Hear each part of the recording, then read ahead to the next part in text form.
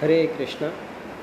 So in Srimad Bhagavatam it is mentioned Dharma Projita Kaitavo Atra Paramo Nirma Saranam Satam. So in Srimad Bhagavatam all the non-religious principles has been kicked out, and it's specially meant for pure devotee, for those persons who are Nirma Saranam Satam, who doesn't have any envy towards others. Because if we overcome envy in us, then we will automatically overcome all other anarthas, lust, anger, greed in one stroke. So Mother Parvati further asked to Lord Shiva whose worship should be most preferable, whose worship is the topmost. Then Lord Shiva replies to Mother Parvati that Vishnu Aradhana Sarvesham. Vishnu worship is the topmost. Then he further replies, if we worship Vishnu's devotees, then Vishnu will be more pleased. Similarly, if you let's set an example, suppose if you are wearing a nice goggles or t-shirt, and somebody praises your t-shirt or goggles, oh, you are wearing a very nice goggles or t-shirts, then that person will be more pleased instead if you praises his body. Similarly, the Krishna will be more pleased if you praises his devotees than the Krishna himself. So even if we have some just as we see in Srimad Bhagavatam that the gopis says to Krishna that among all your devotees, this Govardhan hill is the topmost, because this Govardhan hill is having the footsteps of Krishna and Balram, and it also provides green vegetables for cows, and also provides fruits and vegetables to all the cowherd people. So even if we have some material desires, and if we take shelter of Krishna, then that material desire will get mitigated after a period of time, and the pure love for Krishna will get dominate in our heart. Because when we worship Krishna not even basically take our material desires. He also basically gives pure love to his devotees.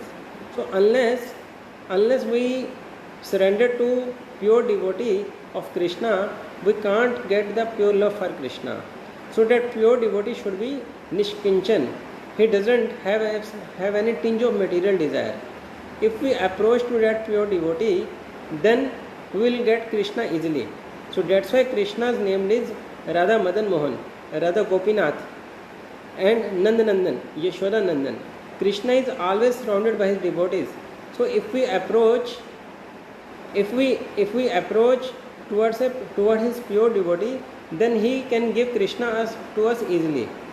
Because it is also mentioned in the Veda, in the Shastras, that Vedeshu Durlabham Adurlabham Atma Bhakto. He is Adurlabham.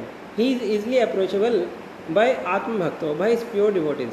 And he is known approachable. Vedeshu Durlabham. He is known approachable by Karma Kand, fruitive activities, or Gyan Kand.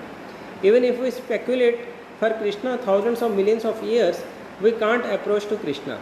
If we simply surrender to the pure devotee of Krishna, we can get Krishna very easily. Similarly, Srila Bhaktivinoda Thakur prays to Krishna, oh Krishna, I don't want to have the birth of even Brahma if I forget you. I want even the birth as an insect as a devotee. Let me take birth as an insect in the house of your pure devotee. Now Shri Chaitanya Mahaprabhu also says the same thing. Oh Krishna, mama janmani janmaneshware bhavatar bhakti rahetuki tvayi. My only desire is that I want to do your devotion service life after life, but it should be without any tinge of any material desire. It should be non-interrupted, non-motivated. Further, if we see, Krishna's name is Madan Mohan. Madan means Cupid. This whole world is after sex desire.